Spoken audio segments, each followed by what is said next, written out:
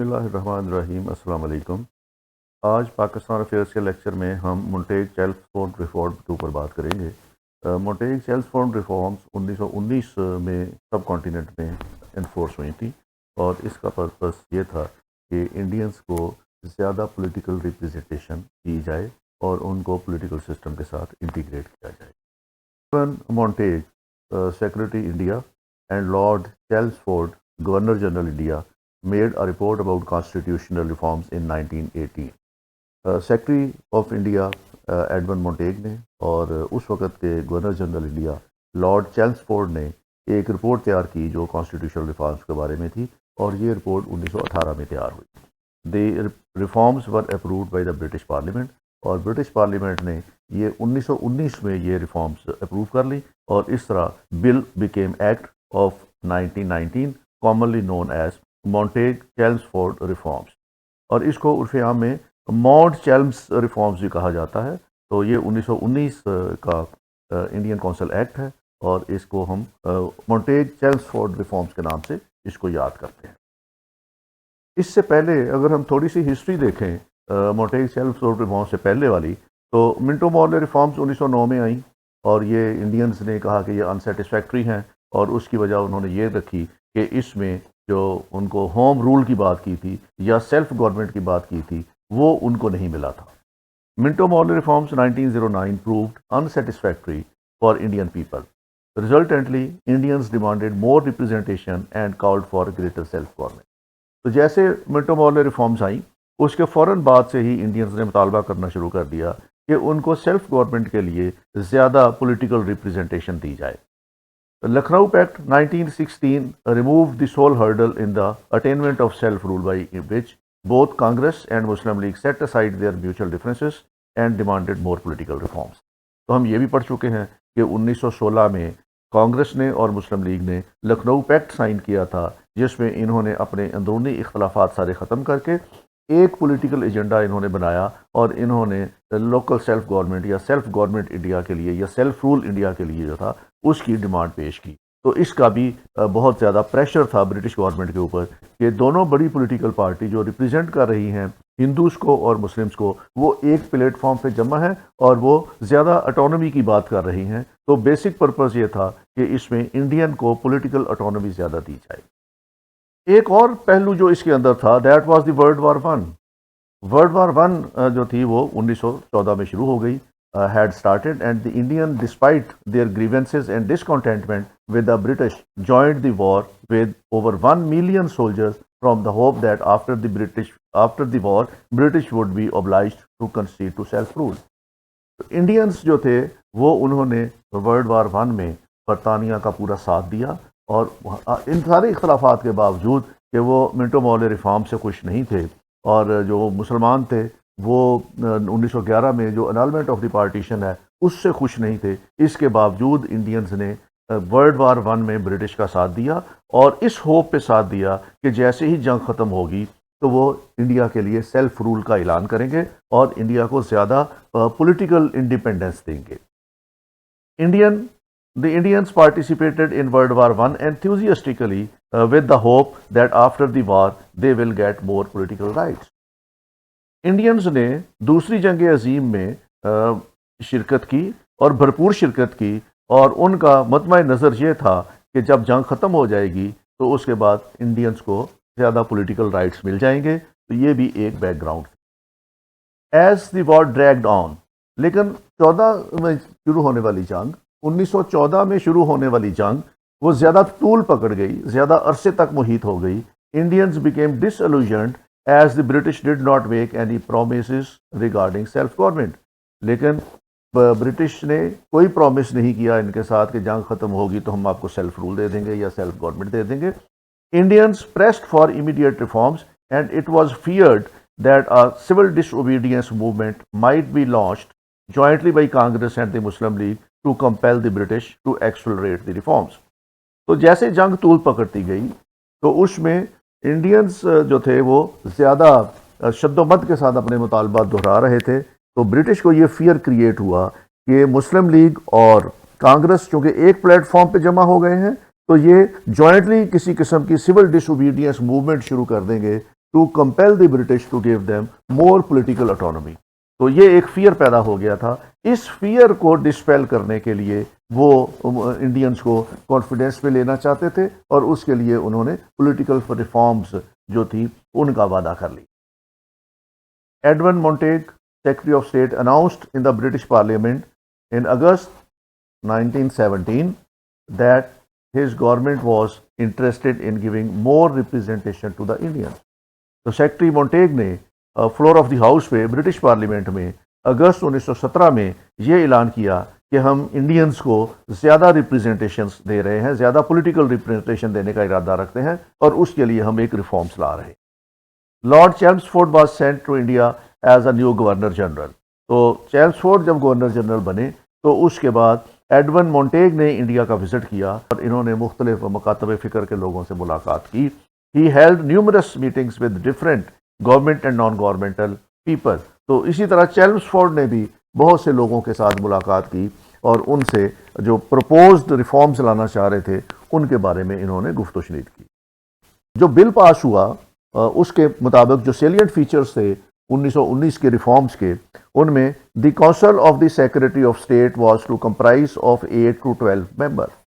जो ब्रिटिश में secretary of India जो था उसकी जो काउंसिल बनाई गई थी उसमें इन्होंने कहा कि काउंसिल्स के मेंबर की तादाद 8 से 12 के दरमियान रखी जाएगी।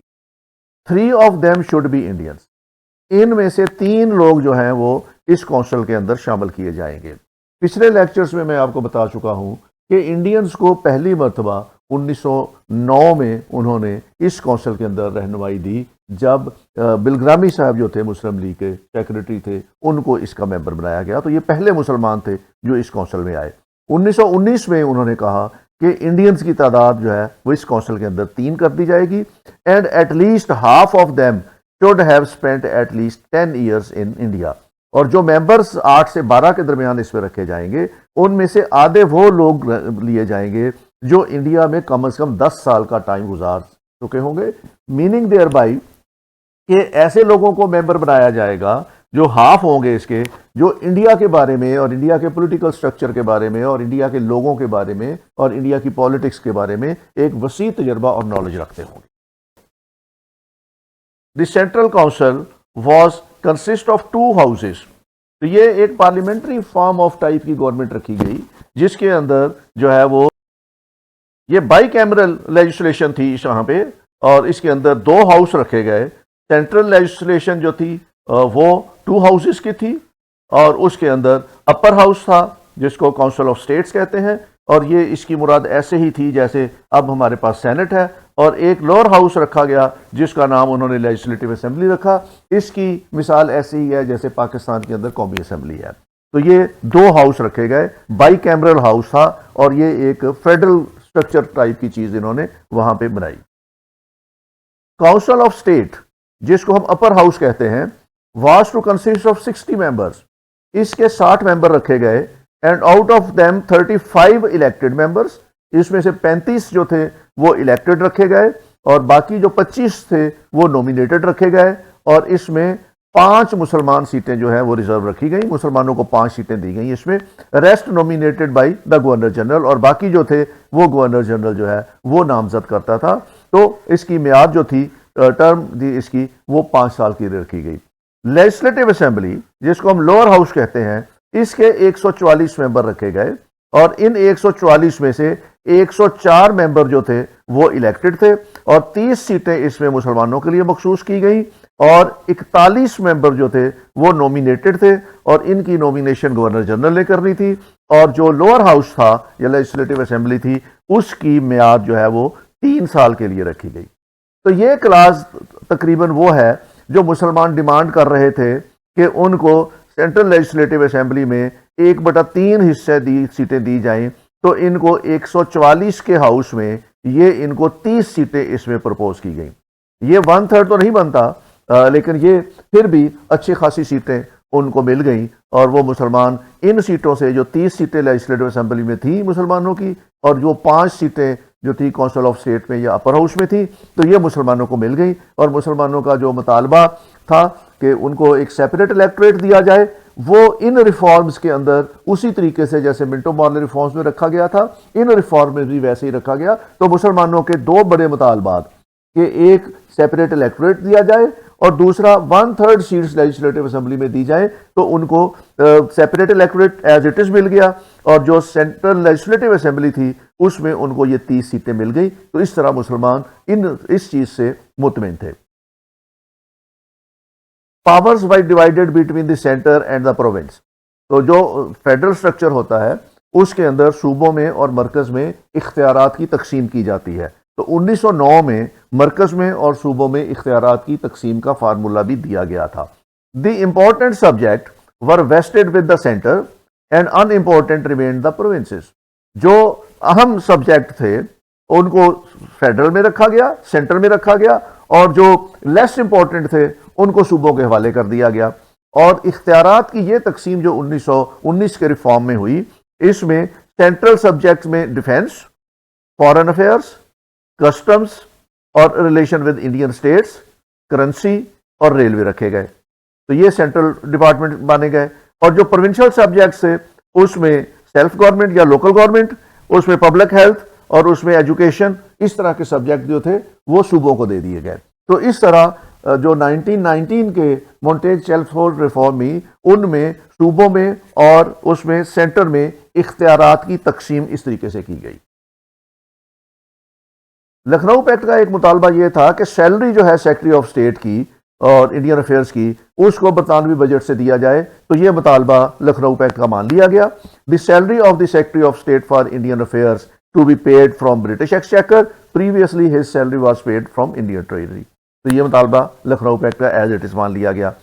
एक और क्लास इसमें यह रखी गई कि आफ्टर 10 ईयर्स, 1919 के 10 साल के बाद यानी 1929 में, a commission was to assess the reforms and to bring further improvement in them.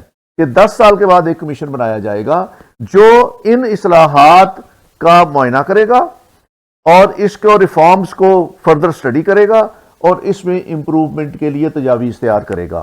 तो 1929 में ये एक कमीशन नया बनाना था और इसके नतीजे में फिर जब 10 साल गुजर गए तो फिर साइमन कमीशन बनाया गया, जिसने इन सारे रिफॉर्म्स को नए सिरे से मुआयना किया, स्टडी किया और अपनी तजावीज़ पेश की। एक बड़ा अहम जो इसमें पॉइंट दिया गया था 1919 रिफॉर्म्स में कि सिस्टम ऑफ डायरची और a kind of double government the provinces were introduced. कि सूबों में इंतजामिया का दोहरा म्यार या दोहरा सिस्टम नाफज किया गया था जिसको डायरची कहा गया। उसमें डायरची के सिस्टम में दो मतवाजन सिस्टम्स जो थे वो सूबे के अंदर नाफज किए गए थे और उसमें जो provincial subjects were divided into 2 categories, जो सूबाई इख्तियारात थे उनको 2 हिस्सों में तकसीम किया गया था और इसमें 2 कैटेगरीज में उनको तकसीम किया गया था। एक को कहते थे ट्रांसफर्ड और दूसरे को कहते थे रिजर्व्ड। तो ये 2 तरह के वहां पे सब्जेक्ट हो गए। जो सूबों को इख्तियार दिया गया था उनके आगे 2 हिस्से कर दिए, एक को ट्रांसफर्ड कहते थे और दूसरे को रिजर्व्ड कहते थे। Transferred subject which were public health, education, local self government and agriculture were under the control of ministers. तो मिनिस्टर्स जो थे वो रखे गए, काबीना बनाई गई सूबों में और उस काबीना के मेंबर्स को public health, education, local self government और एग्रीकल्चर जैसे महकमे दिए गए। इन महकमों को कहा गया कि ये ट्रांसफर्ड सब्जेक्ट है। जो ज्यादा अहम के मामलात थे सूबे में, जिसके अंदर रिजर्व सब्जेक्ट जिनको कहा गया, उनके अंदर police, law and order, land revenue और एडमिनिस्ट्रेशन, इनको कहा गया रिजर्व सब्जेक्ट है। ये किसी मिनिस्टर को नहीं दिए गए बल्कि ये गवर्नर साहब के डायरेक्ट कंट्रोल में थे और गवर्नर साहब जो है वो अपने सेक्रेटरीज के जरिए इन महकमों को चलाते थे। तो मतलब ये था कि सूबे में इंतजामिया का दोहरा निज़ाम नाफज किया गया। एक निज़ाम के तहत जो कम अहमियत के महकमे थे उनके मिनिस्टर्स रखे गए और वो मिनिस्टर्स उन महकमों को लुक आफ्टर करते थे और जो अहम किस्म के, अहम नौइयत के महकमा जात थे, जिसमें एडमिनिस्ट्रेशन थी, जिसमें पुलिस थी, जिसमें लैंड रेवेन्यू थी, वो गवर्नर साहब की बराह रास्त सुपरविजन में थे और गवर्नर साहब सेक्रेटरीज के जरिए उन महकमों को चलाते थे। इन महकमों में जो गवर्नर साहब के कंट्रोल में थे, मिनिस्टर्स नहीं रखे गए थे और मिनिस्टर्स का कोई रोल नहीं रखा गया था। It was indirect control over transfer department by reserve department. Hence, governor was the head of transferred and revenue reserve department. तो जहां पे मिनिस्टर रखे गए वो मिनिस्टर्स, वो महकमे मिनिस्टर्स के जरिए गवर्नर साहब को रिप्लाई करते थे या आंसरेबल थे, और जो रिजर्व डिपार्टमेंट थे वो गवर्नर साहब के बराह रास्त सुपरविजन में थे और उनके बारे में तमाम फैसले गवर्नर साहब किया करते थे। पॉलिसी भी गवर्नर साहब बनाया करते थे और उसकी इंप्लीमेंटेशन महकमे का सेक्रेटरी करता था। उन महकमों में मिनिस्टर्स नहीं रखे गए थे, डायरेक्ट गवर्नर साहब उनको लुक आफ्टर करते थे। तो इख्तियारात का मरकज गवर्नर की जात होती थी। तमाम ट्रांसफर्ड और रिजर्व्ड डिपार्टमेंट के फैसले गवर्नर तक जाते थे, लेकिन जो रिजर्व डिपार्टमेंट थे उनकी पॉलिसी मेकिंग गवर्नर साहब अपनी सवाबदीद पे करते थे और वो सेक्रेटरीज के जरिए उनको नाफिज करते थे। उन महकमों के वज़रा नहीं रखे गए थे। तो इसको हम कहते हैं, ये सिस्टम जो था ये डायरची का सिस्टम था। The act provided for first time the establishment of a public service commission in India. तो 1919 में ये 1919 में इंडिया में पब्लिक सर्विस कमीशन का जो महकमा है वो बनाया गया और इसके बाद जितनी भी सिविल सर्विसेज के अंदर रिक्रूटमेंट है वो इस पब्लिक सर्विस कमीशन के जरिए होने लग गई। The act also provided after 10 years a statutory commission would be set up to study the working of the government. ये मैं पहले भी बता चुका हूँ आपको कि 10 साल के बाद इन सारी इस्लाहात जो नाफिज की गई इनके मुआयने के लिए एक कमीशन मुकर्रर कर। It also created an office of the high commissioner for India in London. तो लंदन में जो था वो हाई कमिश्नर का ऑफिस बना दिया गया इंडिया के लिए। ये तजावीज़ थी इसके अंदर जो मोंटेग-चेल्मसफोर्ड रिफॉर्म थी, उसमें इस तरह की तजावीज़ या रिफॉर्म जो थी उनको अप्रूव किया गया था।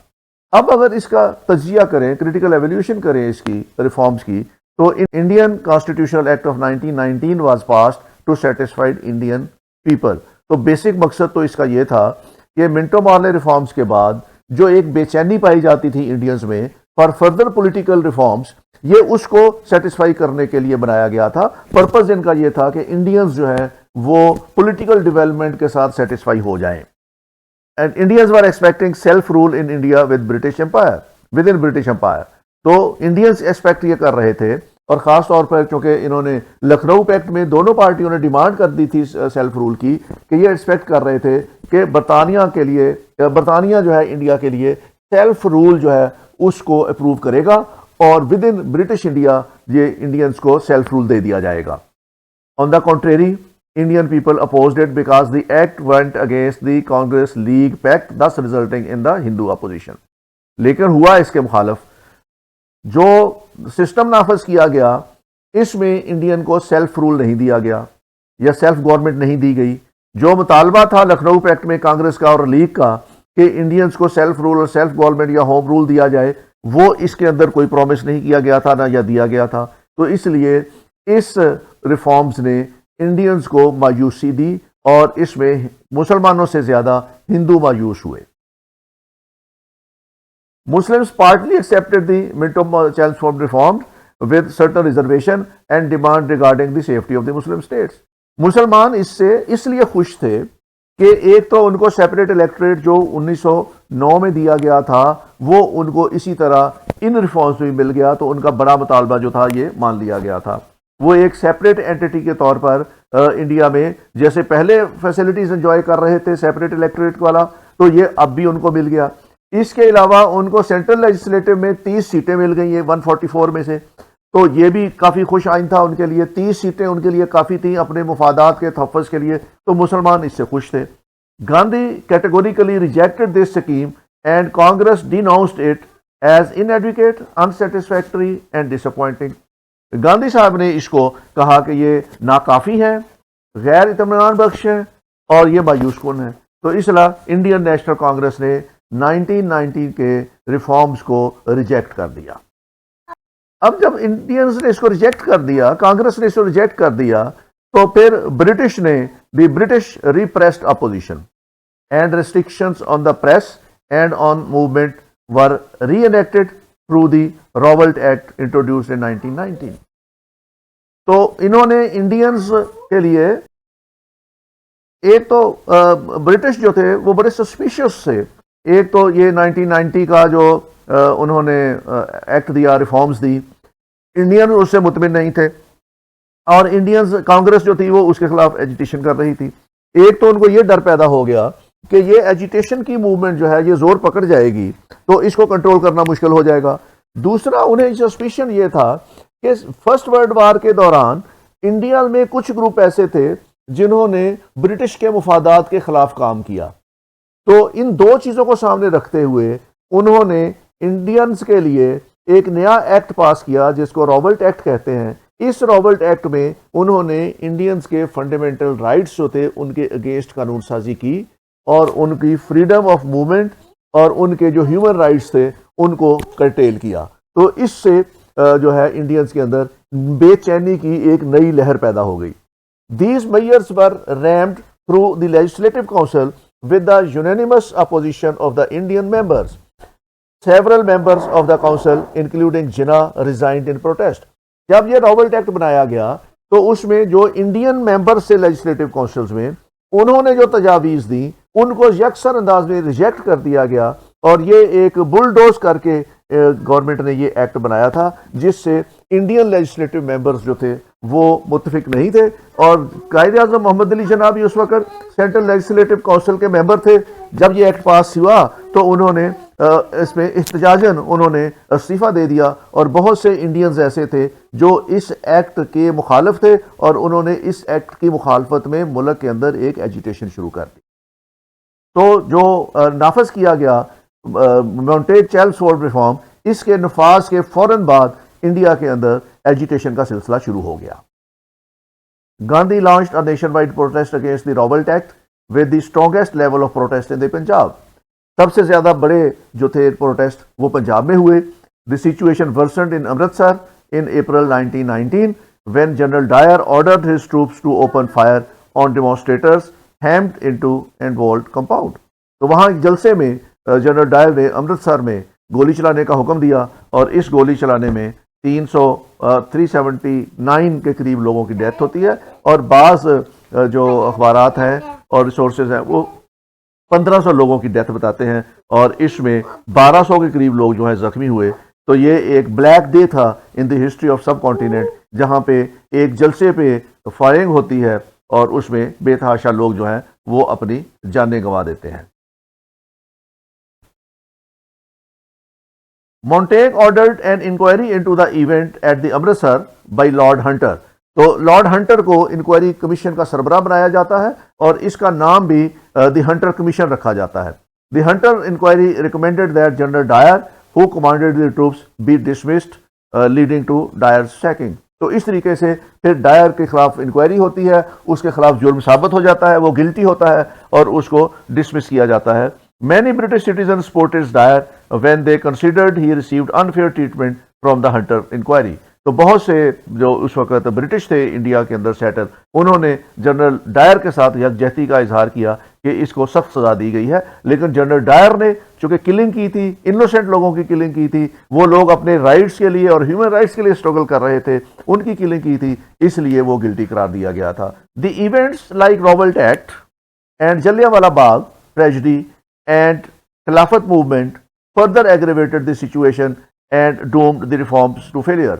जब जंग अजीम ख़त्म हुई तो उसमें टर्की की फेट का जब फैसला होने वाला था तो मुसलमानों की तमाम हमदर्दियाँ टर्की के मुसलमानों के साथ और खिलाफत उस्मानिया के साथ थी। तो एक मूवमेंट यहाँ इंडिया में शुरू हुई जिसको हम का मकसद टर्की को फेयर ट्रीटमेंट दिलवाना था बरतानिया से। तो ये 3-4 तहरीकें एकदम इकट्ठी हो गई और ये मोंटेग-चेल्मसफोर्ड रिफॉर्म्स के बाद की सिचुएशन को एग्रीवेट करने में इन 3-4 चीज़ों ने बहुत अहम रोल प्ले किया। There erupted violent communal riots and anti-British agitations creating a disdain for British rule।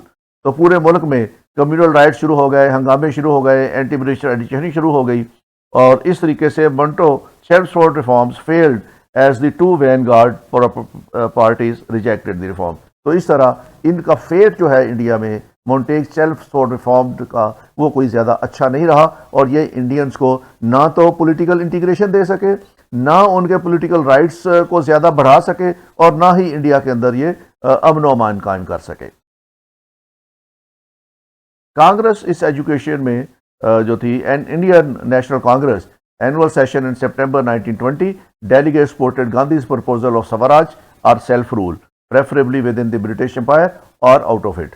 तो 1920 में कांग्रेस का एनुअल सेशन हुआ, तो उसमें गांधी की हदायत के मुताबिक, गांधी की प्रपोजल के मुताबिक उसमें सेल्फ रूल की प्रपोजल जो थी वो पास होती है, या स्वराज जिसको बोलते हैं वो पास होती है। और उन्होंने कहा कि ब्रिटिश एम्पायर के अंदर ही इंडिया को एक आज़ाद और खुद मुख्तार मुल्क बनाया जाए और इनको सेल्फ रूल दिया जाए। The proposal was to be implemented through a policy of non cooperation with British rule. और उन्होंने कहा कि इस तजवीज़ को पास कराने के लिए, सेल्फ रूल लेने के लिए, जो बरतानिया की रूल है उसके साथ नॉन कोऑपरेशन का जो है वो दिया जाए, उनके साथ तावन ना किया जाए। तो कांग्रेस ने गवर्नमेंट के साथ किसी भी किस्म का तावन करने से इनकार कर दिया। Congress did not field candidates in the first election held under the Montagu Chelmsford reform in 1921। 1921 में चेल्मसफोर्ड रिफॉर्म में जो लेजिस्लेटिव काउंसिल्स बनी थी और प्रोविंशियल काउंसिल्स बनी थी, असेंबलीज बनी थी, उसके इलेक्शन हुए, लेकिन कांग्रेस ने इसका बाइकाट कर दिया और कांग्रेस ने इन इलेक्शंस के अंदर हिस्सा नहीं लिया। और कांग्रेस के हिस्सा न लेने से एक सेटबैक होता है इंडियन पॉलिटिक्स को। In this election democratic party of sir Hari Singh Gaur won 48 seats, followed by 47 seats by other parties and independents and 9 Europeans। तो इसमें जो 104 सीटें थी ओपन मेरिट की सीटें थी, और उसमें 48 सीट्स जो हैं वो डेमोक्रेटिक पार्टी जो थी उसने जीती, 43 सीटें दूसरी पार्टियों ने और इंडिपेंडेंट ने जीती, और 9 यूरोपियंस जो थे वो इसमें जीत के सेंट्रल लेजिस्लेटिव के मेंबर बन गए। Indian National Congress boycotted the elections and continued it's policy of confrontation with the government. और इंडियन नेशनल कांग्रेस ने इन इलेक्शंस का बाइकाट किया और गवर्नमेंट के साथ उसी तरीके से ये कॉन्फ्रंटेशन में रहे। Montagu Chelmsford reforms failed to satisfy Indians. तो इस तरीके से जो मोंटेग-चेल्मसफोर्ड रिफॉर्म्स हैं वो इंडियन को सेटिस्फाई करने में नाकाम रही।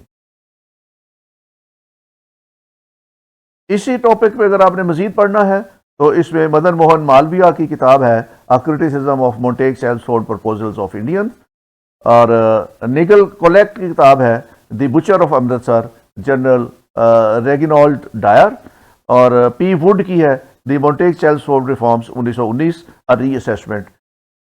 इसके अलावा पीटर ग्राम रॉब की the government of India under Lord Chelmsford, और रूपर्ट फर्नॉक्स की massacre at Amritsar, R Danzig the announcement of August 20, 1917, और शाहद एच राजा की मोंटेग-चेल्मसफोर्ड रिफॉर्म्स 1919।